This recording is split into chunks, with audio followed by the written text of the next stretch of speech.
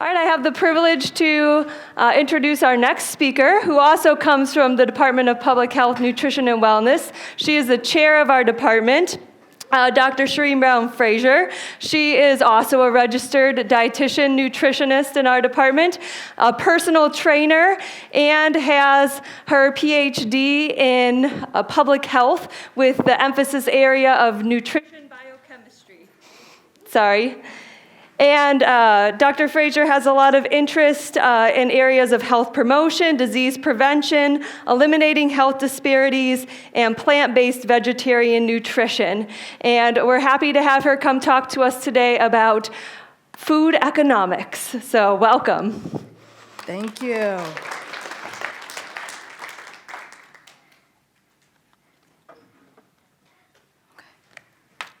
Great. First, I want to congratulate and commend all of you for being here and wanting to live holy, because it's really great that you made it this far after lunch and are still alert. So that's fantastic. That's fantastic. Commend you on that. So as many people know, I'd like to do something that involves you writing something. So if you could take a second and take out your pen. And if you have a paper in front of you, that's great. If not, you can snag the brochure. But I'd like you to write down the first thing that comes to mind when I say the following word. Hopefully you have something to write with. And this is not a good, bad, right, wrong answer, but I'd like you to write down the first thing that comes to mind when you hear this word. The word is nutrition. You can define it or say whatever comes to mind. When you hear the word nutrition, what comes to mind? Please write it down. Do not share with your neighbor.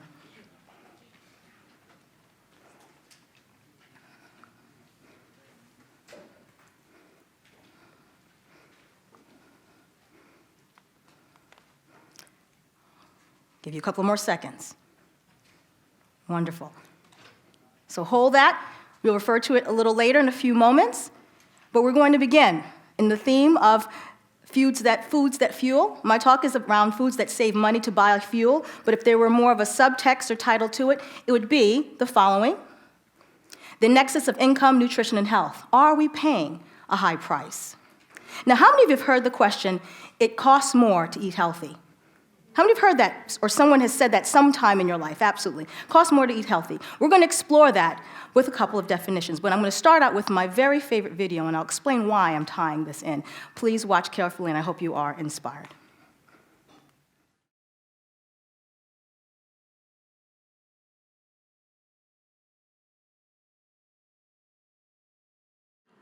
I fell in love with cells and biochemistry as a nutrition biochemist during my training at Harvard and Boston, and I learned to appreciate not only science, but God, the author of science, as well as nutrition. And I'll explain why I share that. Our body's made of cells. Cells coming together make tissues. Tissues coming together make organs. Organs coming together make systems. And systems coming together make us fully whole. So for us to understand what happens wholly, we also have to understand what happens at the cellular level. Health. We all have a definition for health. We all have terms and ideas of what health is, and there's several that are here. I won't go reading them all, but I'll just mention one. It's a state of being free from illness or injury. But the World Health Organization says that health is a state of complete physical, mental, social well-being, and not merely the absence or disease or infirmity. Wholly. Health, which I think is also very important, is that it's shaped by both personal choices and the environment, the foodie environment. I'm a foodie as well, and that can predict a number of things. Food choices depend on the complex interactions, not only with behavior and biology, but the built environment that we live in. So it's biology, our choices, and what's around us that help to make those difficult choices or easy choices. Science has recognized 5 determinants of health. Everyone say 5. 5. I'm into numbers now because my 2-year-old, she's starting to count. So I'm always 1, 2, 3, 4, 5. 5 determinants of health of a population. They're listed here. Again, not just only what we do with our bodies, but some of the hereditary factors. Biology and genetics, for example. Things we cannot change, the non-modifiables. Individual behaviors, which some of my colleagues earlier today discussed. Social environment, which we will discuss for this particular talk, particularly called nutrition economics, or we'll call nutrition disparities related to economics. Physical environment, as well as access to health. So these are all determinants of health, according to a population based on the Centers of Disease Control. Not just one variable, but several variables that can actually be predictors or proxies of health. So, back to my original question. If I didn't give the cheat sheet away. You wrote down a thought or a definition or the first word that came to mind. Please take 10 seconds to share with your neighbor what you wrote down for nutrition. This is not good, bad, right, wrong, but just share what you said. Yeah.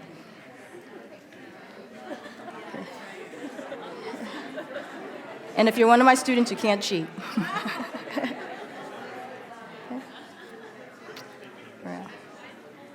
Can I get a volunteer from this side and a volunteer from this side who's willing to stand bold? And one volunteer from this side, and not a student in my class, but a volunteer who'd be willing to volunteer, who wants to be the brave and the strong and the proud. Fantastic. Thank you, my friend. Your name is? Walt, nice to meet you. Can I get a volunteer from this side? Volunteer? Just one. Thank you. Thank you so much. Wonderful. What did you say? What was your definition? Balanced diet. Fantastic. Thank you. What did you say? God food. God food. Oh, I like that too. God's food, balanced diet. Nice hybrid. And that's great. I often hear, and I'm sure many of you wrote down many different things when you hear the word nutrition that come to mind. And often some of them are great thoughts and some of them are maybe even greater thoughts. But I'd like to share with you a very unique definition which relates to the study of nutrients.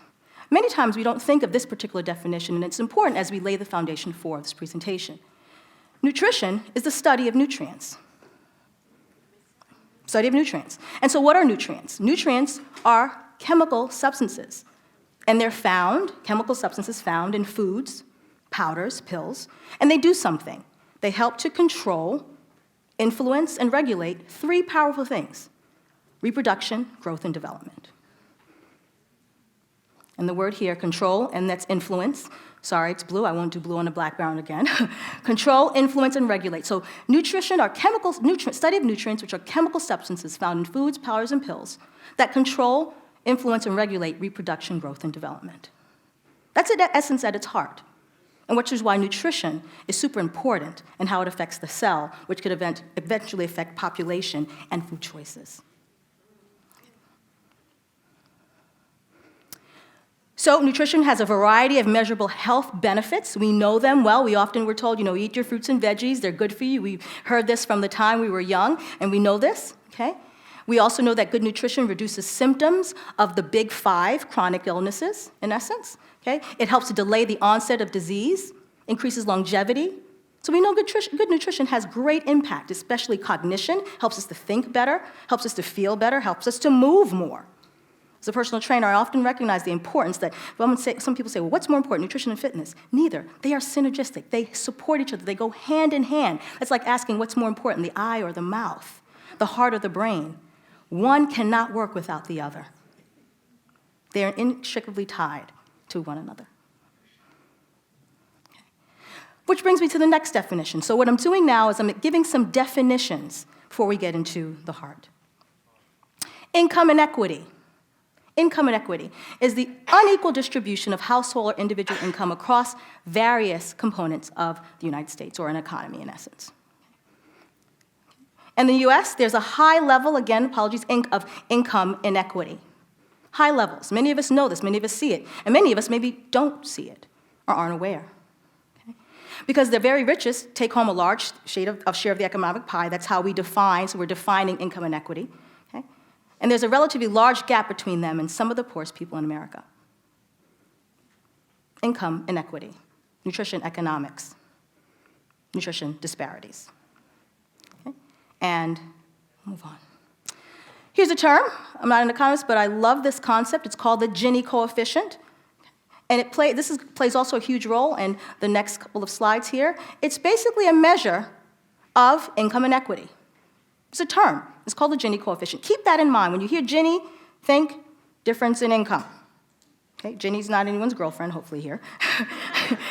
But it's a term, or it's a mathematical number that represents income inequity. And as the Gini coefficient increases, again, it's just a number. Let's just not get caught up in the coefficient term. But Gini is a number that as it gets larger, there's a larger gap in income inequities. As the Gini coefficient is smaller, there's a shorter difference or smaller difference in income inequity. Everybody get that? Big Gini, big difference in income inequity. Small Gini coefficient, smaller difference in income inequity. So, here's some questions for thought. Does how much we make influence what we eat and how we eat and our health outcomes? These are just some reflections. Some of you are shaking your heads. Some of you are saying no. And I'm glad to see that. And some of you are doing this. I think some of you may have gotten that, with Dominique's wonderful thing. You're still kind of discombobulated. I like that, though. I felt like I was Fonzie during the, in the 70s. I'm sorry, bad joke there. I just dated myself. Anyhow. Is there support for the idea that income inequity is a major, generalizable determinant of population health? Again, personal thought questions. Is there a better proxy for health outcomes than income inequities? These are just some questions. Okay? What does the research say? So let's just take a dive and look at the research, and then we're going to have some application. Okay. So the next 3 points I'm going to make are related to certain theories. Certain theories that were proposed related to population determinants of health. So these are theories that some people said that, hey, this is what is the result of what causes health outcomes. This is what causes health outcomes, okay? In the early 70s, some said, at the turn of the century, that better nutrition is the most important factor in explaining mortality or death declines. So that you eat better, you die less. That's kind of the summary of this. That's the McCown thesis. Okay? Then there's the Preston thesis, okay? And he says it's not just improved nutrition, but that rising incomes or better standards of living, but more efficient public health technology primarily is the reason for increased life expectancy. And then the Earlstein theory, closer to our time, is that economic growth is the key reason for improved health. Now, if you were to overlay that with some of the things that were talked about, with stress and the other lifestyle factors, this is actually a novel thought. Income inequity, is this the new chronic illness?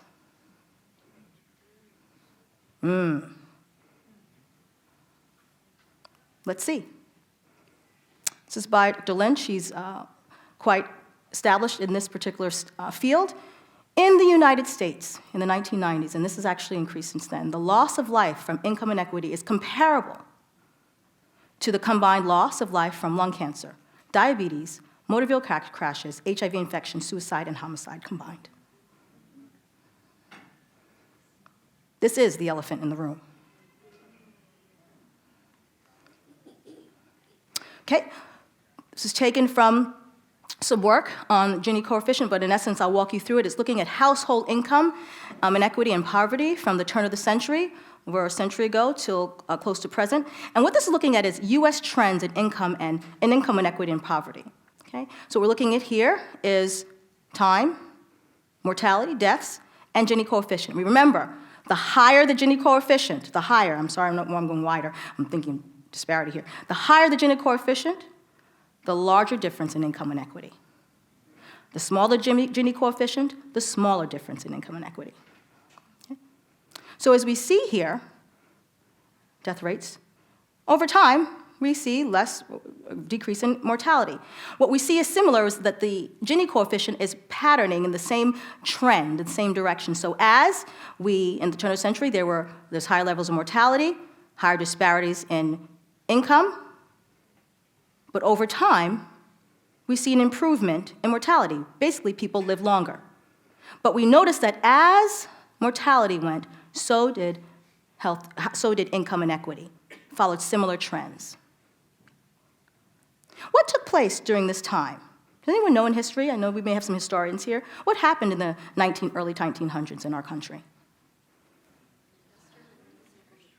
Some said industrial revolution, some other things. Well, yes, thank you. World War I. Then we also had the Great Depression. And then we had World War II. Now, last time I checked, I don't remember that wars or Great Depression actually reduced mortality. But what we're seeing here is that these events took place, and then we also see improved life. Could there be some factor missing? And I'm going to tell you that there is, and you'll see that in another slide. Because certainly wars didn't affect our economics, as well as our health, as well as outcomes. Okay? So trends in income inequity are consistent with trends in poverty. This has been consistent and sustainable, whereas massive reductions in income inequality are trending with reductions in adult poverty. And we see this again, just looking from another perspective, from Wilson et al., that as we increase earning, mortality rates drop. So we see a direct correlation. As you make more money, your mortality rates drop. Fortunately, those who make less tend to have higher rates of death. That's what we're seeing here. Similarly, instead of looking at income, we're looking at gross domestic product, GDP. And that, again, this is more of a sharp slope, but then again, we're looking here at GDP versus average life expectancy, and we see that as the GDP, the country's gross domestic product, increases, so does life expectancy. And you may be wondering, what are these dots? Well, I'm glad you asked. Countries. Countries.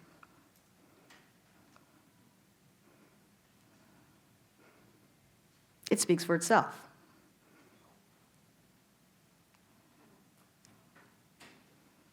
Moving on.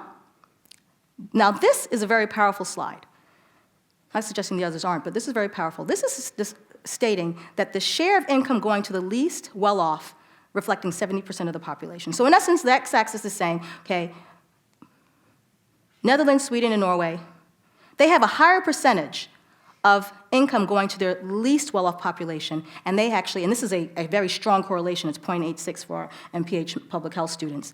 The closer you get to 1, the stronger the association, so it's more of a straight line. Okay. Whereas Germany, Australia, US, again, this is a couple of decades ago, but that they're less likely to have income going to the less well-off, and their life expectancy is much less. So again, we are seeing a correlation between income, life expectancy. Some of you, this kind of may seem a no-brainer for some. But let's continue. Again, Lynch et al. He actually did a systematic review. He looked at almost 100 articles. This is not just one article shot in the dark. He looked at close to 100, 98 to be specific. And the key objective of his study is income inequity a determinant of population health? Does what you make predict how long you live? And look from 1950s to 2000. Okay? These were the health outcomes. These were there were about 20 health outcomes. So we're not talking about just a few. He looked at several independent variables to see if they took also control for them. So you can see life expectancy, mortality, morbidity, fertility, cerebral mortality, height, homicide, smoking, race, STDs, BMI, depression, common mental disorders. They looked at several health outcomes. Just pretty powerful. What did he find? So is income inequity a determinant of population health? This was the key question. So remember, how many studies did he look at? How many? 90. I'm hearing from the East Coast. How many? 98. Very good. I'm partial to the East Coast, but anyhow. Oh, I should say that I have to acknowledge my mom is here, and she's present. She's the person for why I am who I am today, and for knowing Christ, and for staying fit and doing all the things. So, Mommy, I have to acknowledge you. I love you very much.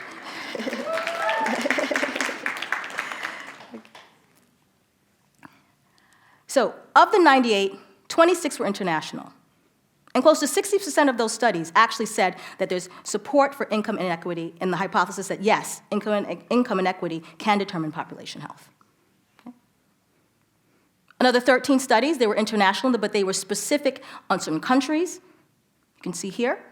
And 8 supported income inequity. Now let's look at the US. 24 aggregate, and 25, so about 50 in the and multi-level. Those are just different terms for the way that the study was done, but I won't get hung up on that too much. But the bottom line is that they saw 9 that supported, 9 that showed mixed results. 9 that supported, 8 that showed mixed results. But we are seeing a trend that most support that hypothesis that income inequity can predict a health outcome.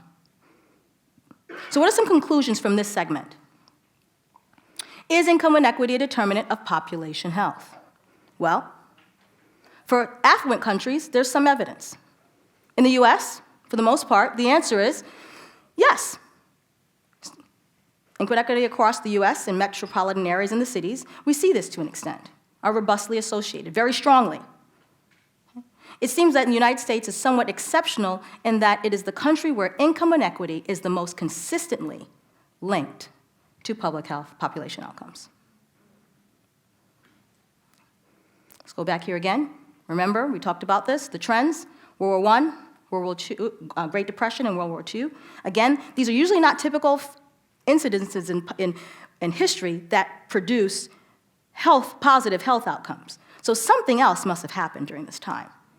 Something else very specific, very intentional took place in our country's history that had an impact on giving us a positive reduction in mortality that was consistent with income inequities. Does anyone want to take a guess? If you're a nutrition major, please be quiet.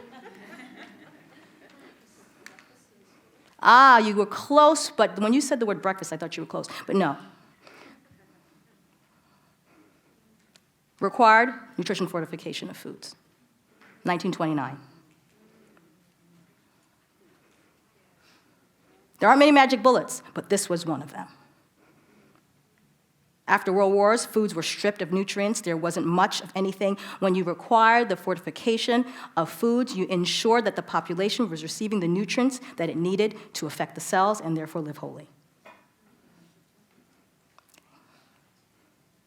So, again, you remember this definition, the study of nutrition. Now we're going to tie this to nutrition economics and take this home. Chemical substance found in foods, powders, pills that control, influence, and regulate reproduction, growth, and development. Improper nutrition, you can't reproduce. Improper nutrition, you cannot control or have your cells divide and replicate. Improper nutrition, you can't actually regulate or grow. Okay, so metabolism for a quick moment here. We need nutrition for energy. This is many of our students know this. This is the Krebs cycle. Why am I showing this? Well, the Krebs cycle is powerful because it is the molecular pathway that requires carbohydrates, and in some cases glucose, or actually does require glucose, to produce energy. So we need foods to produce energy. And this is the elaborate structure that takes place going through what we call the Krebs cycle to give us energy. No food, no nutrition, no nutrients, we don't get the production of ATP or energy.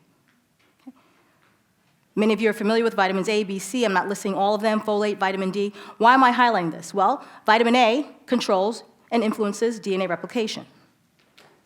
We get vitamin A from the wonderful orange foods. Vitamin A, again, can actually go into the cell and influence DNA replication. So does folate. Folate is in the greens.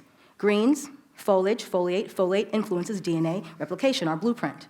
Vitamin Bs, they control and help to influence the brain. It actually helps brain function. Vitamin C helps our collagen to function well. Vitamin E acts as an antioxidant. Antioxidants are powerful to prevent cancer. Okay? Vitamin D, a wonderful nutrient. Wonderful. We get it from the sun. But guess what vitamin D does? Vitamin D actually controls cells and does something called apoptosis. Fancy word for allowing cells to die.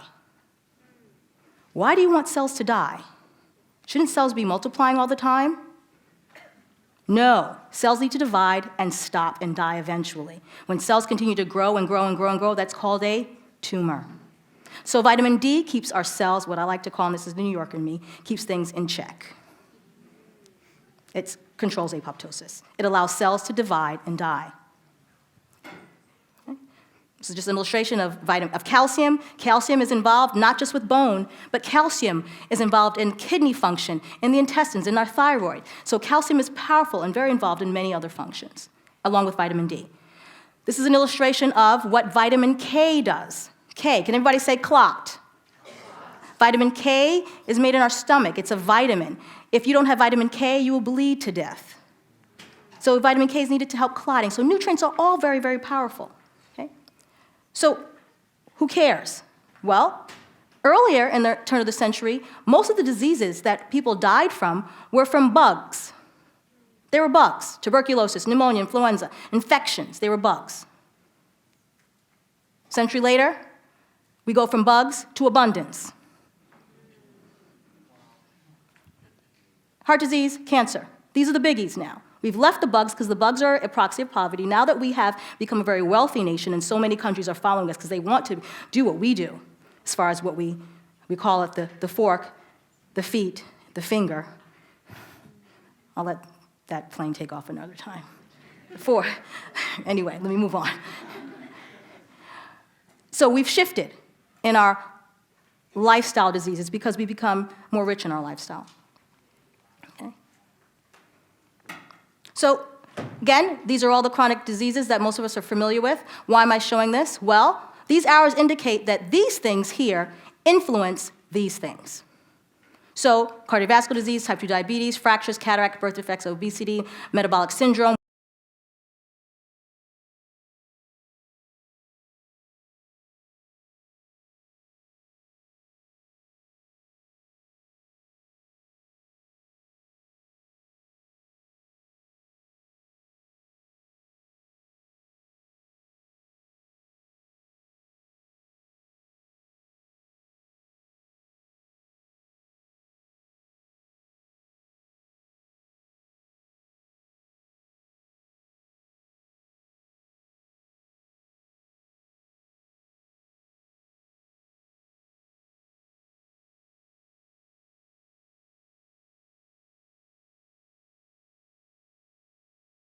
Consuming a healthy diet is important for everyone, but especially for those who are economically disadvantaged. And that's just not in urban centers. That's also in rural places and other parts of the world as well. So, many of us experience obstacles that prevent us from making and doing the right decisions. Let's be honest. How many of you want to do some things that are really important, but sometimes you have an obstacle? Show of hands. Let's be honest here. That should be all of us. I can do this, but I would fall. We all have obstacles that can make the choices a little difficult. Okay? But some of these obstacles are availability, cultural acceptability. But one of the most powerful barriers for doing what's right, as far as health-wise, when you know what you want to do, is actual cost. Conventional wisdom holds that healthier foods and diets are more expensive and less healthy option, and this is what people often think. But I'm going to challenge that. We're going to see, mathematically, and based on one of the most comprehensive studies done to address, is it more expensive to eat healthier? Stay tuned. Okay? So there was a study. We know that cheap food is cheap. Looking at food choices, Darman and Dorosky, they did a study, and they looked at the link between food trends and supply, in essence. And they stated that obesity is not just only a failure of biology or of choices, but it's also a construct of educational and socioeconomics as well. Not only stressors, as also early abuses as such, but it's also a construct of economics. The National Institutes of Health, they have a plan of obesity research, and they basically state that obesity rates lie not just in what we do, but the fact that there's so many choices that are poor, that it makes it very difficult. Do I love Krispy Kreme donuts? Absolutely. But they're not coming in the house, because we all know we have an Achilles heel. So sometimes policies have to happen in the home, and at least you're being honest and acknowledging what the challenges are.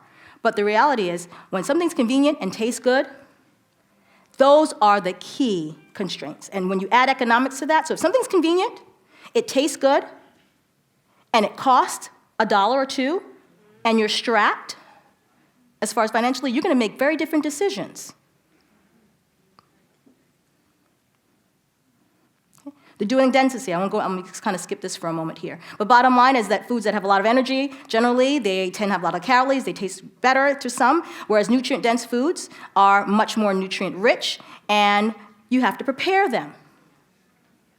And we were designed for that. Moving really quickly, energy cost, energy density. The size of the bubble determines the amount of protein that's in this food. And yes, everyone, we do know, of course, beans give us protein. But the reason why I'm showing this is that when you look at the energy cost and then energy density, dried beans do better than just about any food that actually is the cheapest and gives us the most energy bang for the buck.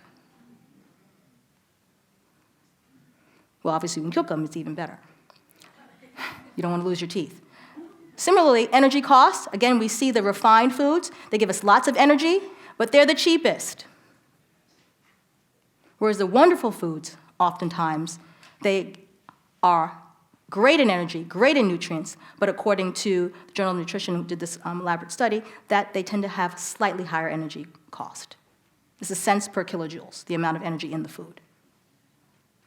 But hang tight, the story's not fully over yet.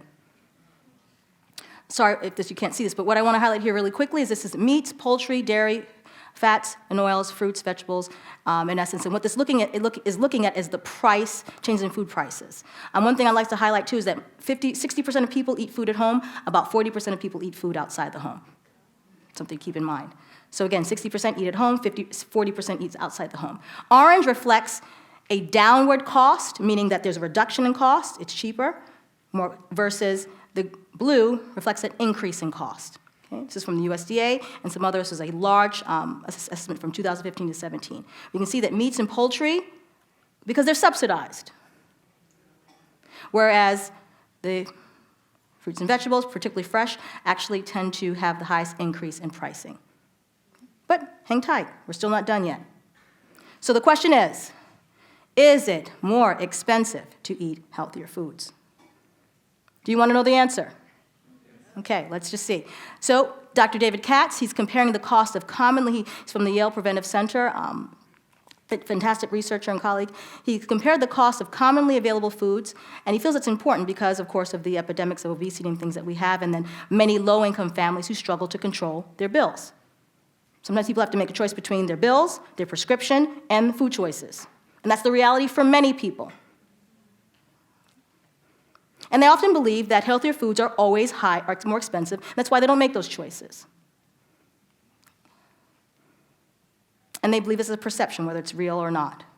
So, I'll say this in a real quick, so you have time for this, but I'll mention the study looked at close to 4,000 healthy and less healthy food options in supermarkets around the country. Again, throughout the country, they looked at close to 4,000 healthy and less healthy food options, and they examined two key things: price proportion, price per calorie. Price proportion, they found that healthy foods were more affordable. But they looked at price per portion, what was served. Healthier foods were more affordable. Okay? But when they looked at price per calorie, unfortunately, they found that the healthier options were more costly. But we eat by portions, not calories. Okay? So that's the good news. Calories are more a scientific concept, portions are more what's real. Okay? So we eat portions. Healthier foods were more affordable based on the numbers. Okay. Lastly, this is the most comprehensive examination of the evidence on price of more healthy and less healthy food patterns in the diet. And this was from the Harvard Medical School, Harvard School of Public Health, published in the British Medical Journal. They looked at 27 they basically studied studies. And they looked at 10 high-income countries, and they wanted to compare healthier versus less healthy diets. And this, again, is the most comprehensive study known today. And here's what they found. Here is the take-home message. Healthier diet patterns, i.e. fruits and vegetables, and in this case included fish because of the study they were looking at, and nuts, of course, and cost more than unhealthy diets rich in processed foods, meats, and refined grains. So that's what they found, that on average, the healthier dietary pattern was equivalent to $1.50 more per day. $1.50 more per day. Please write this down, $1.50 more. Just write it down or just say $1.50 more. Okay. Which basically, per person, is about $550 per year. So,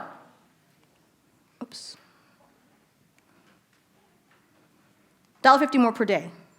But let's put this number in context. I'm going to wrap this up. So the conclusions. This could potentially represent a burden for some families, which is why we need to have policies, the way that there are policies to subsidize the sugar, the added sugars and the fats, and some of the other, where there aren't subsidies for the fruits and vegetables. So this is now a public health policy issue. But the benefit, on the other hand, is that price differences are very small to the economic cost of chronic disease. Let me put this in context. The average American is on 12 medications a year. On average, anywhere between 7 to 15. This is very important. This is the concept. So 7 to 15 medications per year. The average cost of medication annually, please write this down, is $7,000. You take 7,000 divided by 365, you get $20 a day. $1.50, $20 a day. Now let me be very clear. there are many important cases why we do need medication. So I'm not in any way suggesting medication. We do, there are acute cases where it's needed. But we're talking about looking at through the lens of cost. $1.50 per day versus $20 per day. Again, the average American is on about 12 medications per year. Average cost of medication is about $7,000 per year. 7,000 divided by 365 is about $20 a day.